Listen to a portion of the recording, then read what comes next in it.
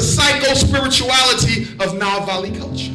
If you ever get a chance, I want you to look at pictures of Sigmund Freud's office. It looks like the office of Naim Akbar or Wade Nobles. He got the statues of all the deities of Kemet. For what? Because he copied their system. Harriet Tubman wasn't conscious, but she had common sense. Booker T. Washington wasn't conscious, but he had common sense. And you know what the damn shame is? I could get a Muslim or a Christian or an integrationist to do more work than one of you Negroes who claim to be conscious. Because the only thing you're interested in is more information. That's conscious. Common sense people are interested in building institutions.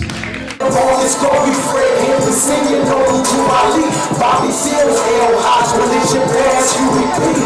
We want some true leaders. Come on, say true leaders. Come on, say true leaders. Then on, say true leaders. Marcus Garvey, Mark, yeah, singing, don't do my lead. Bobby Seals, L. Hodge, religion, pass, you repeat. The reason a lot of our boys are playing around in class because the teacher got nothing to hold their attention. So you write a letter to the principal. Mr. Montgomery, this is Umar Johnson. I would like for you to evaluate my daughter, Anissa Johnson, for mentally gifted. She's coming home complaining that the work is too easy. The teacher is saying the work is too easy. She's been straight A's and B's for 2 years. She's 85th percentile on all standardized tests. I believe she needs a gifted education plan. You write it to the principal. They have approximately 60 days to give you the report. You look at the report. If they tell you that your child don't qualify and you think they really are gifted, you're gonna fax the report to me. I'm gonna look at the report because a lot of white school psychologists don't like saying black kids are gifted when they kids are not. See, white supremacy doesn't allow the white psychologist to say that this black boy getting a free education from one of the worst schools in Delaware is still smaller than mine in the suburb, and I'm paying $20,000 a year for mine. It's a conflict of interest.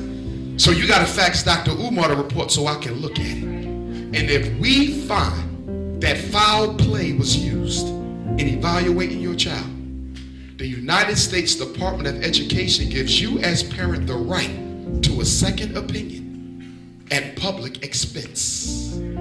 You get to find your own school psychologist to reevaluate your child to determine whether or not this psychologist was right or wrong, and the bill goes to the school district. You don't pay a penny.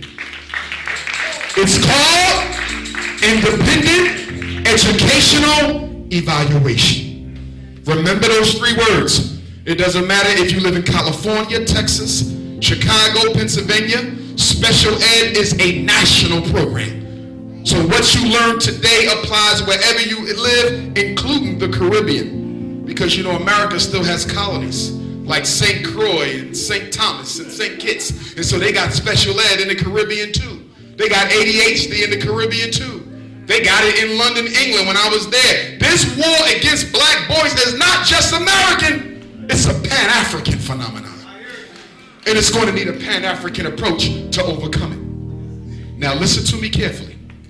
According to the law, you cannot diagnose anything off of an IQ test by itself. Now, when we test for gifted, what are we looking for, y'all? We're looking for an IQ score of 130. Mental giftedness is very superior intelligence, which is defined as an IQ of 130. So you get little Kemet evaluated. And little Kemet, she gets a 122. Now that's lower than 130. But 120 is still superior. The white man is going to say she don't qualify. But once I get the report, we're going to write a letter to the principal and tell them how you cannot say my child is not gifted just off of her test. And because every IQ test is racially biased to begin with. My daughter Kemet's 122 is actually higher than the white boy's 130. Did y'all see that? So that's why y'all want to stay in touch with me whenever you have a situation. Mind control. I want y'all to understand that nearly everything you watch on TV, every radio station, every piece of music, every book, every magazine, every form of propaganda you see comes from 5 major corporations. Who are these beasts that control the misinformation? You have AOL Time Warner. You have Walt Disney. You have Viacom. You have Rupert Murdoch News Corporation. And you have Bertelsmann. 95% of everything you read is coming from white supremacists, all of which sit at the table of the Council on Foreign Relations. And if you don't know your history on the CFR, you know that was started in 1921 to disrupt Marcus Garvey's influence in Africa. Now, who's some of the people who belong to the CFR? Jesse Jackson. I heard Al Sharpton is a member. And Michelle Obama actually sits on the board of directors for the CFR. That's right. See, we won't be able to fix our situation until we understand the influence of the black bourgeoisie as a stop on the progress of black people. See, at the end of the civil rights movement, after they assassinated Dr. King, America was tired. They said the decade of the 60s was too much. They said we had to deal with Malcolm, Martin, Medgar, Huey. We had Black Panther parties, Nation of Islams. We had Garvey movements. We had civil rights. We had SNCC. We had CORE. It's too many of them. They popping up every day. So they said we got to do something about this. We won't be able to maintain the social order if we don't do something about this revolutionary energy. And now that Martin is gone, we ain't even got nobody who could try to make them think twice. So they said, this is what we gonna do.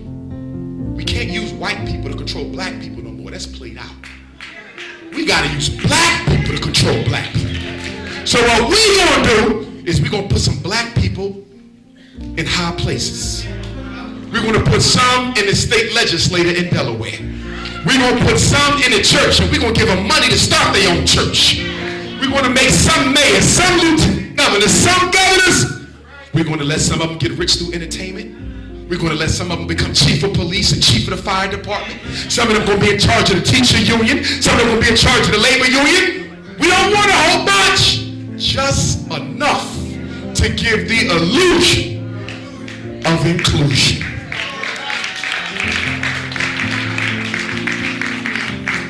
So when you jump up and say there's racism against black women, they're going to say, well, look at Oprah. She worth $3 billion. If there's racism against black women, how in the hell do you explain the Oprah Winfrey phenomenon? It's real simple. You handpicked her ass, put her up on the pedestal, and use her as an argument against the rest of us. And if you claim that Oprah Winfrey is one of us and not one of you, why in the hell can she never do a show about black women? You take Obama and you put him in the White House. If he's one of us, not one of you, why the hell can he even mention that black men exist in the world? You take Al Sharpton and you put him up. If he's one of us and not one of you, why did you make him change the name of his organization from Black Action Network to National Action Network? Because you control these people.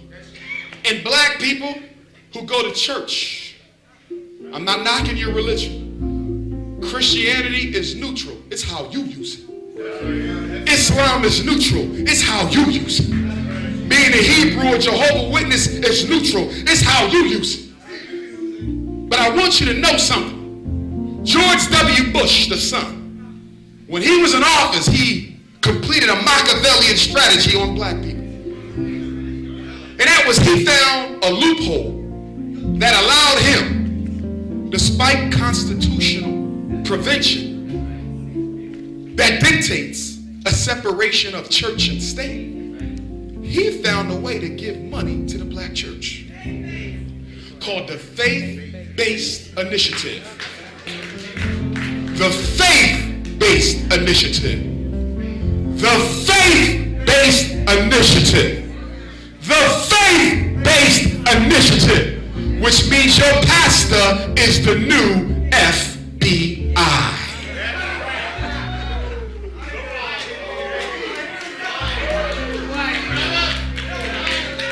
If you don't believe me, I'm going to give you a homework assignment. I want you to go downtown. Find out where the FBI headquarters is in Wilmington.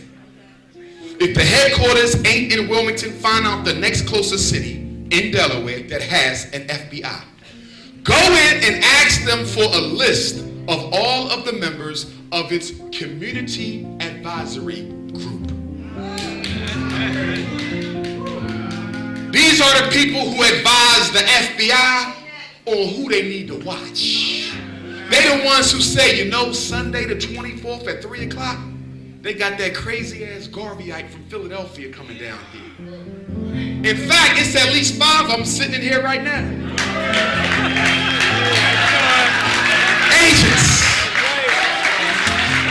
And you'd be surprised who they be. He might be a blackest MF for any Wilmington. Don't let the dashiki fool you. Don't let the King Tut name fool your ass.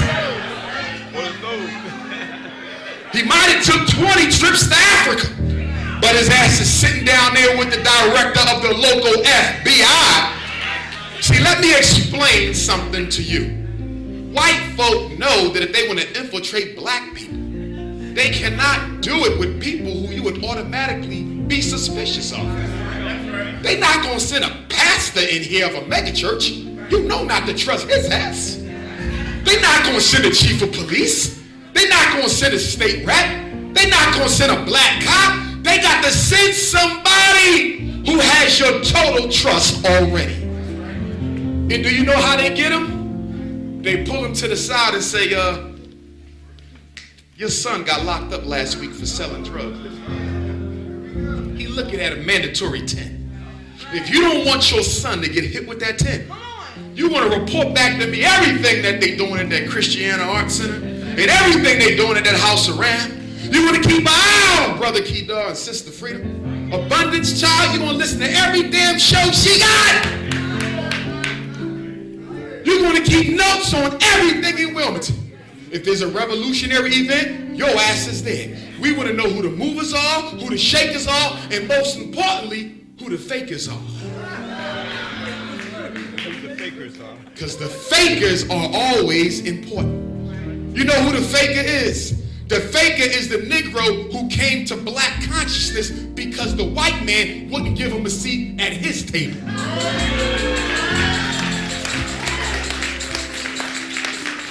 See, he wanted to be mayor, but they didn't think he'd make a good one. So he got mad.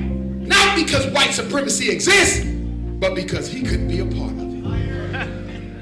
You better be careful of them types. Because the minute the white man dial him up and say, I think I can use you, guess what? He'll disappear tomorrow. That's why you got to be careful about black folk who switch what they stand for every year. See, when you evaluate black people based on 5 criteria. 5! Consciousness. How much do they know about our condition? But consciousness ain't enough, because a lot of our scholars are very conscious, but also very cowardly. They work at all white institutions, write really safe books of how great we used to be 50,000 damn years ago, but don't write nothing about what the hell we going through right now. So consciousness is necessary, but it's not sufficient. The next is consistency. How consistent has she been with what she claims to believe in? Was she a nationalist 5 years ago, or only a nationalist since last week? Was he a socialist, then a nationalist, then an integrationist, then an Obama maniac? Do they change with the weather? Do they change with the political atmosphere? Or are they consistent? Next is what? Commitment. Are these people always there when you need them? Every time you call his name, he shows up? Or does he only show up when he can make $1? Or get on front of the TV? Or get on the radio? Or get his name in the paper? Is he consistent? Or just an opportunist? And then, I know I'm stepping on somebody because y'all faces is like, damn! Sister said, this nigga sitting right next to me!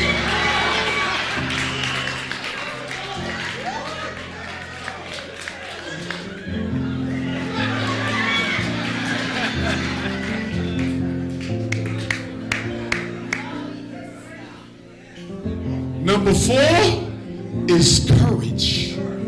How willing is he or her to speak truth to power with white people being in the room?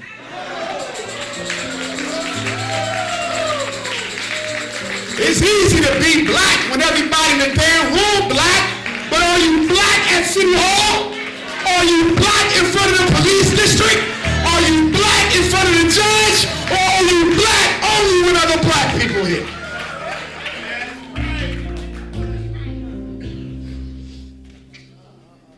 That's why I'm one of the only people in the conscious community who uses his real damn name.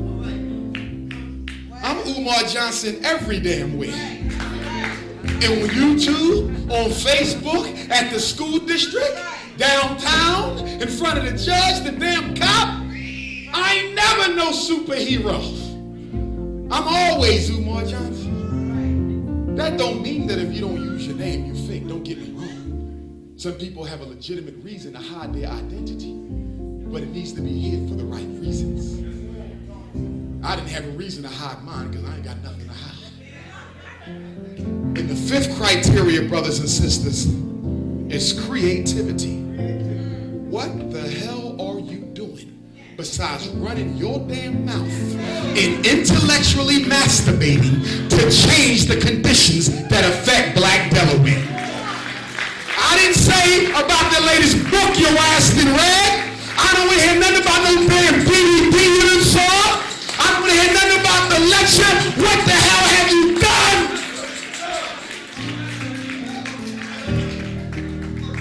And if you choose your compatriots based on them 5, you will never go wrong. Most of y'all choose them based on 2 of them, or maybe 3 of them, or maybe 4 of them. But if you choose all 5, you can never go wrong.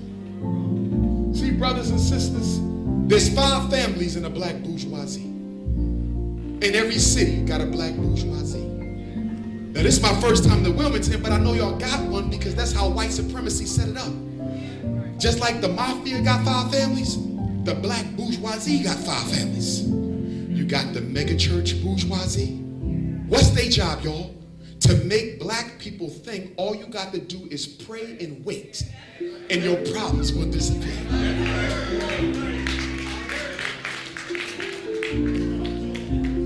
Now, all pastors and all imams are not automatically a member of it. But there's a good way you can find out. Just ask them, where is your plan? I would like to read it. And if they ain't got nothing on paper they can give you that they are working with to help us, then they're a member of the damn clique. I don't give a damn if he's assalamu alaikum or hallelujah. Or shalom or whatever. What the hell are you doing? What's the second family? The educated bourgeoisie. They work at the University of Delaware, in the community college, and all you know what their job is? To write books and articles and interviews blaming everybody except white supremacy for why your kids are being miseducated. Blame everything except white supremacy for why all our men in jail. Blame everything except white supremacy for why the black infant mortality rate is 3 times as high as everybody else's. Well, it's because the parents don't care. It's because the kids are into hip hop. It's because they're poor. It's because the daddies aren't. They ain't got a damn thing to do with it. That's why they never invite me. Because I keep it real damn simple. That's why Tavis ain't caught my ass yet.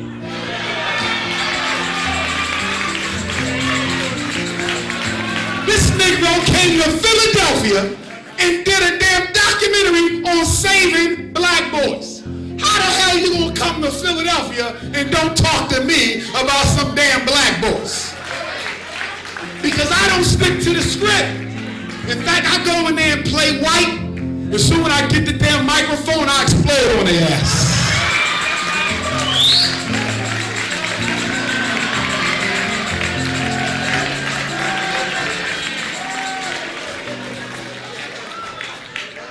So I don't get no invitations. So y'all can stop texting me. Oh, are you going to be on the Tavis Town Hall meeting in Philadelphia? Hell no. I don't follow no damn script. Who's the third group? So we got the educated blacks. We got the religious blacks. Now we have the blacks with money. See, y'all got some black money in Wilmington. Problem is the people with it ain't going to spend it on you. Now, they might give a $5,000 donation to the Boys and Girls Club. They done gave $25,000 to the YMCA. They done gave $50,000 to their church, $1 million to the University of Delaware. But you out here struggling with our children. And you can't even give the $500 to take them down to the Great Blacks and Wax. Do you know why that is? Why did Oprah Winfrey build a school for girls in South Africa?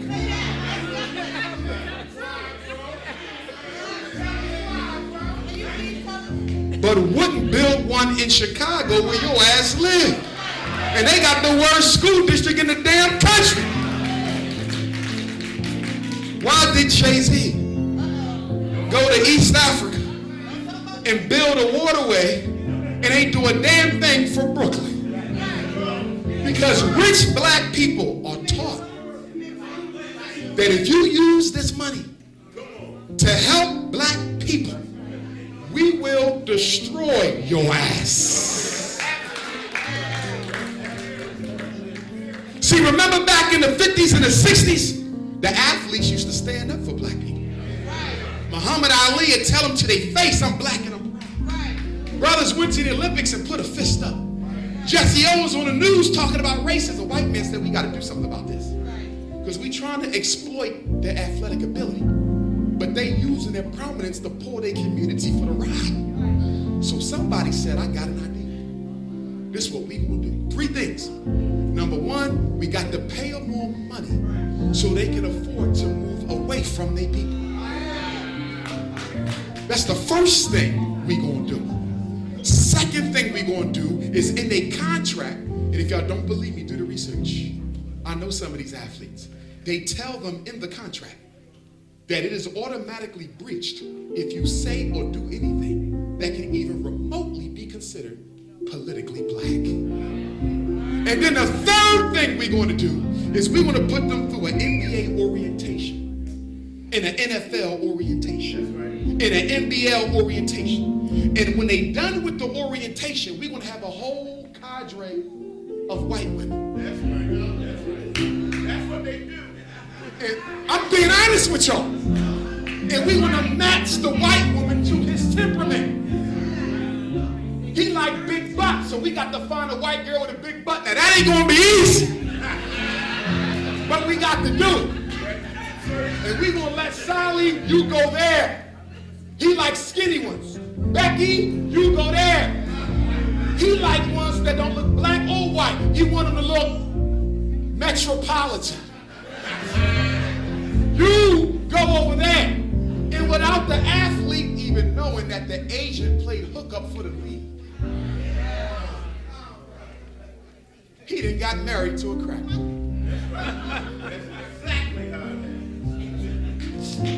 Now I'm getting sick and tired of black men emailing me. I'm about to start boxing some of these motherfuckers. I read your article called Post-Traumatic Slavery Disorder, Black Men, White Women, Love, Lust, or Legacy of Inferiority. And I beg to differ with you, Dr. Umar, but I married my wife because I love her, not because she white. So I said, can I ask you a question? What do you do for a living? And what was she doing for a living before y'all got married? I got a question. Did you make more than her, or did she make more than you? I got a question. What did you gain, if anything, in your marriage? And what did she gain, if anything, in her marriage to you? Because see, white women are very strategic in which black men they date. And I don't want to hurt nobody's feelings in here, because some of y'all might got a white wife. And I respect your family, but I got to tell the truth. The only white women that black men are allowed to have, the only white women that black men are allowed to have are the white women that the other white men did not want.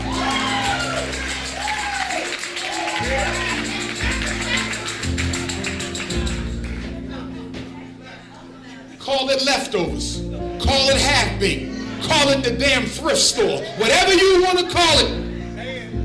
But an educated black man is plan B for a white woman who can't get a white man of the same status. Y'all say, well, I don't necessarily believe that. Well, I'm going to challenge y'all.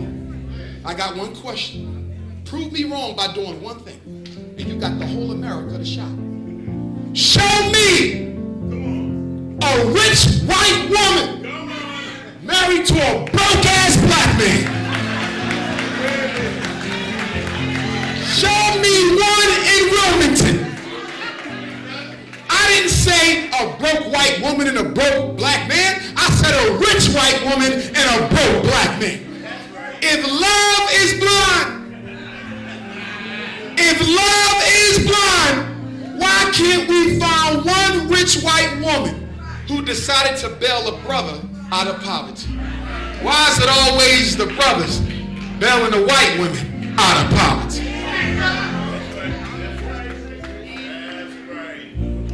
Where's the proof?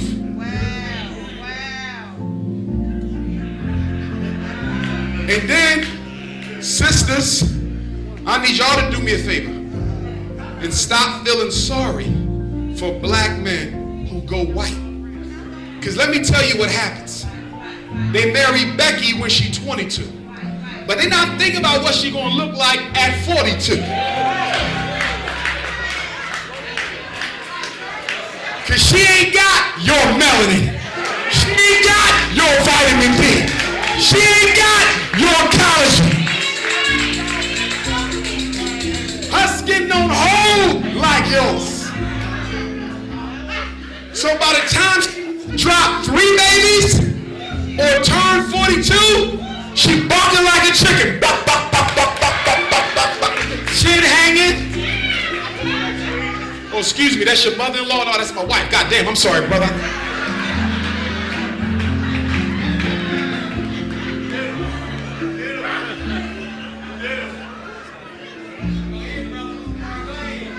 I didn't say teach your children to hate white people.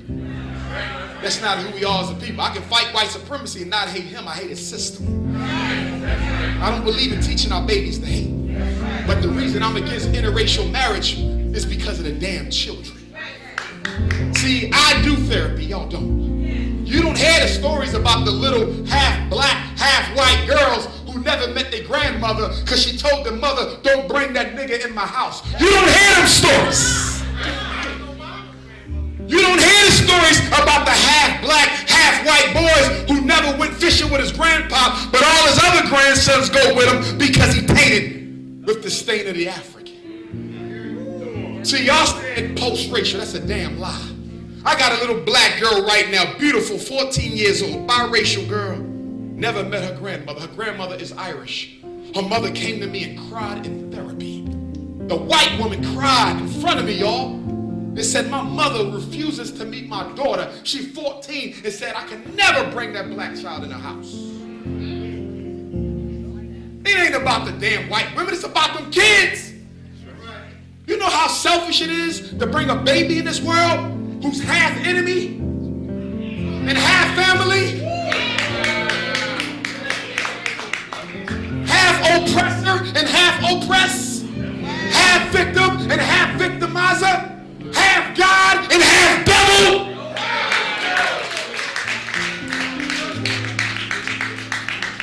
So I'm saying we got to stop for the babies. It ain't about hating them. It's about loving us. And then a brother run around talking about, well, sisters is gold diggers. Well, Tiger Woods' wife wasn't a sister. But damn if she ain't strike gold. Are y'all following me? Do you know what that white woman was doing before he met her? She was a damn nanny, a housewife. You know what she is now? Damn near a billionaire. Because he forgot he was black. This Negro hated his Africanity so much that he created a new race. He said, I'm not black, I'm not white, I am Cablinasian. I am Caucasian, black, Indian, and Asian. Till you cheated on that white lady. And they had your ass on the front of Cosmopolitan with your pants sagging, hat on backwards. You was all Negro now. White supremacy don't put black people in groups. You don't think so? Go talk to Terrell Owens. White supremacy don't put black people in groups. You don't think so? Go holler at OJ. He in jail for stealing his own trophy. How the hell do you do time for stealing what you won?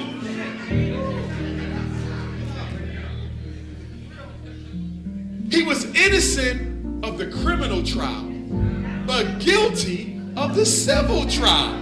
How the hell can I be innocent of the death, but liable for the murder? I was up in New York City with Attorney Alton Maddox, one of the only national black leaders I respect. He was talking about the Tawana Brawley situation. And y'all know Tawana told the truth. But white supremacy, they remixed the whole trial. That now Tawana has to pay her victimizer, the rapist, reparations. If y'all don't believe me, go to the next United African Movement meeting at 1068 Fulton Street on Wednesdays. Attorney Maddox gives a current assessment of the case. She got to pay him for raping her.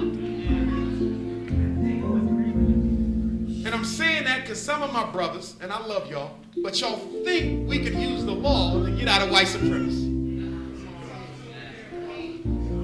Ain't a damn law on earth you're going to dig the hell out that's going to stop the white man from being a damn devil. We ain't going to get out of this with no damn laws. Maritime, peacetime, rap time, whatever the hell it is. The only thing that ever brought people freedom on this planet, you can study it 3 billion years, is organized power and resistance. I didn't say you couldn't use the law as a strategy, because you can use it. I'm saying don't treat it like a damn religion. See, the one thing you got to understand about white supremacy is real simple, but y'all don't get it. White supremacy might change the color. It might change the gender. It might change the appearance. It might change the person in the office. It might change the institution, but it never changes its goals. What did Neely Fuller tell us about white supremacy in his compensatory code book? He said white supremacy goes through stages. First you establish it, then you maintain it, you protect it, you expand it, and what is the last stage, brothers and sisters? Refinement. What is refinement of white supremacy? That means white supremacy no longer looks like what it is. It looks like something you might like. And now they got the sexual confusion war running around. We got 3rd grade black boys talking about I'm happy to be gay. 4th grade black girls, I'm a lesbian, can't even spell it. Because somebody made you feel guilty about not supporting the gay struggle. Well, let me give you a little history about the gay struggle. Homosexuality and lesbianism was considered mental illnesses even in this country up until 1973. 39 years ago, the American Psychiatric Association was called to a meeting with Planned Parenthood International and the Rockefeller World Population Council. Now, what do the abortion people and the Rockefellers got to do with homosexuality? They decided that we should deregulate homosexuality as an illness and treat it like a regular behavior, and then push it in the black community. Because we got the AIDS ready. The AIDS is ready. So we're going to make the black men gay, give them the AIDS in their anus, and they're going to shoot it into their women's vagina, and within 40 years, AIDS would be the #1 killer of black women on the face of the earth, 38 to 50. This ain't about sex. This ain't about lust. This ain't about culture. It's about African racial extermination. It's about reducing your damn numbers, idiot. If everybody in this audience today decides to only date people with the same reproductive organ for the rest of your life, where does the next generation of African children come from? You don't get none. So you have AIDS, you have drugs, you have prison, you have miseducation, economic castration, black on black homicide, and guess what? Homosexuality is worse than all them put together.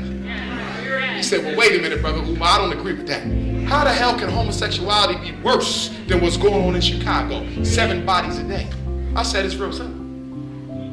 In order for black on black crime to operate, people must have been born. There must be bodies. In order for you to miseducate, there must be bodies. In order for you to incarcerate, there must be bodies. But homosexuality prevents the semen from joining with the egg. You stop procreation altogether.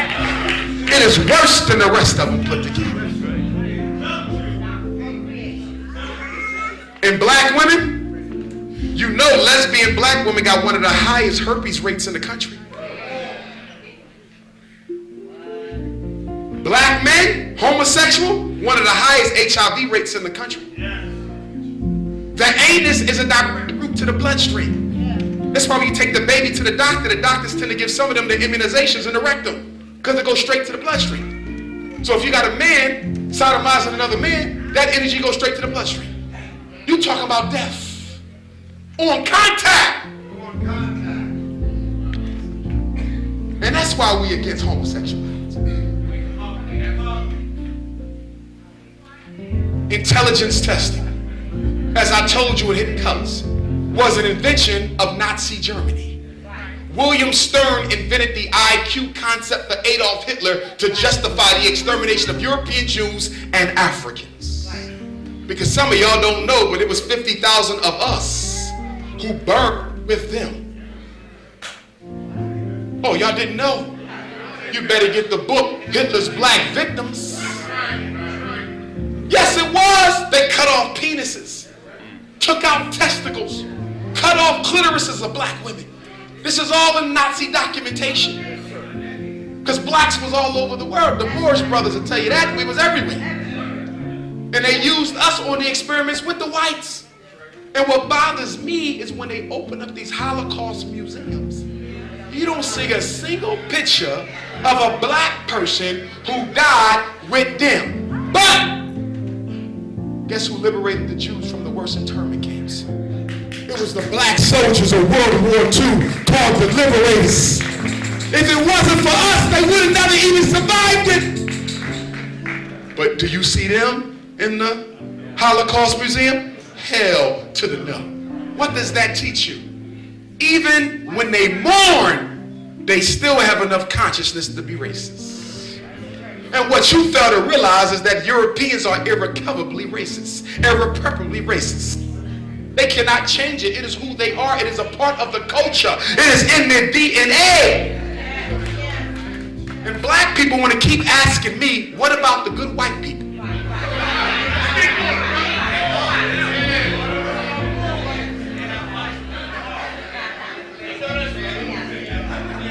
You got to go find just one to satisfy your need for their approval. I know some good white women. I know some good white men. This is what y'all tell me. I'm not saying they're not decent human beings, but I understand that white supremacy is about the survival of their species. And no matter how damn decent they may be, if they ever have to choose between your best interest and their best interest, they're going to choose their own.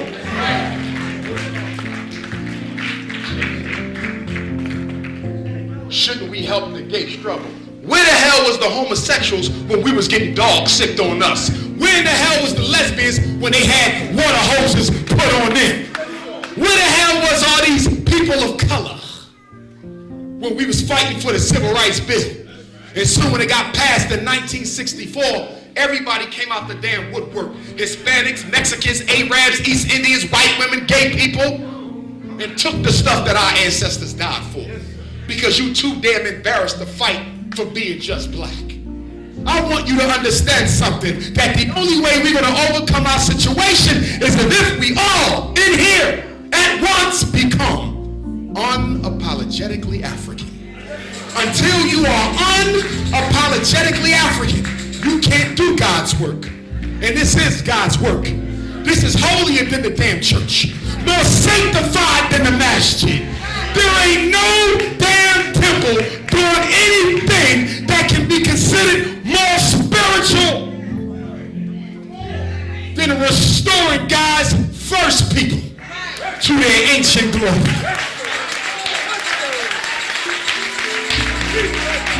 There ain't a baptism that can touch that shit. There ain't a shahada, a Ramadan, or nothing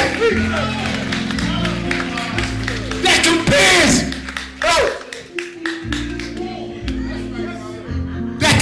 to us doing what we got to do. Because y'all do know this is holy work. And because it's holy work, you got to treat it as righteous. That means you got to get in the right mindset when you come amongst black people. Because you know we are self-hating people. So you got to develop your patience with us. You got to develop your tolerance with us. Because you cannot defeat white supremacy if you're going to fight it the same way it fights you. See, some of my brothers are so damn full of hate that when we beat the European, we ain't going to have to fight a civil war.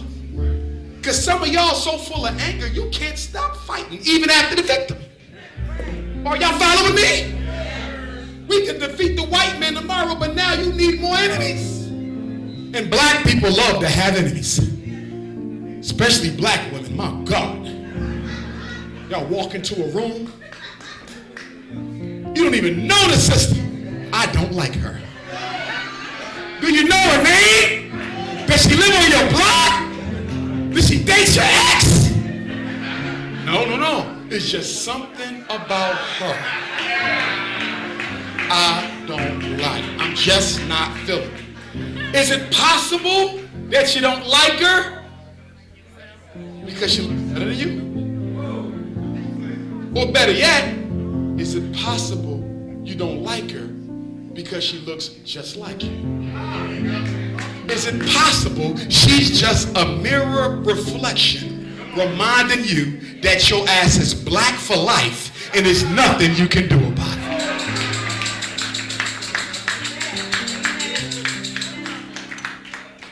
And then the NAACP and Urban League called me up and say, Dr. Umar, we need to use you for this project. We need to use you for this project, but we need you to tone it down a little too much.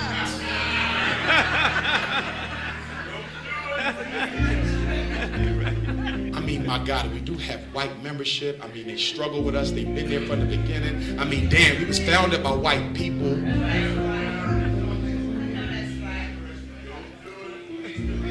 I want y'all to know why we don't accept white membership in our organizations. Marcus Garvey. Mr. Garvey said the reason we don't accept white people in the movement is because black people still suffer from post-traumatic slavery disorder. If a white person is amongst us, we will subconsciously look to them to lead us. Ain't that true? You don't believe me? Show me a black organization with white people in it where the white people do not occupy a position of influence. You can't give me one. Gotcha. Where the message at, you know? Okay, there you go. Got you. Okay. Are y'all following me? As we wrap this up, we're going to take a break in 5 minutes. And then we're going to come back and talk about male-female relationships. Just to let y'all know, my first book is on sale tonight. I want you to cop that. Psychoacademic Holocaust, Essential Education, and ADHD Wars Against Boys. I want you to get that book because that book is your handbook on how to fight the special education and ADHD wars. I got a whole chapter in that book dedicated only to frequently asked questions that y'all always emailing me about. I got a whole chapter on how to deal with disruptive behavior without medicine. I got a chapter that gives you the top drugs they give our kids and the side effects and how much money they make off selling them drugs to your baby. I give you the definition of ADHD so you ain't got to go look. I give you the definition of retardation, definition of autism, definition of emotional disturbance. It's all in there in one book. I got DVDs for y'all if you're interested in DVDs, and also t-shirts with the book covers on it if you're interested in that. And make sure you get a bookmark to go with your book. But I want to say this in conclusion. We have to guard against extremism in the conscious struggle. Come on. Listen to me. We must have a code of conduct. We must have a protocol of behavior. But let's not get so damn extreme where it becomes so difficult to be black that our kids decide they don't want to be black anymore. Are y'all following me? I see brothers talking about sisters because she eating a piece of chicken. Now I know the chicken might not be good for her, but that don't make her damn sellout because she had a piece. I see sisters talking about brothers because he ain't got an African name. African names are beautiful. And I commend all those who changed them. But for some of us, that's not at the top of our priority list. It wasn't at the top of Marcus Garvey's priority list.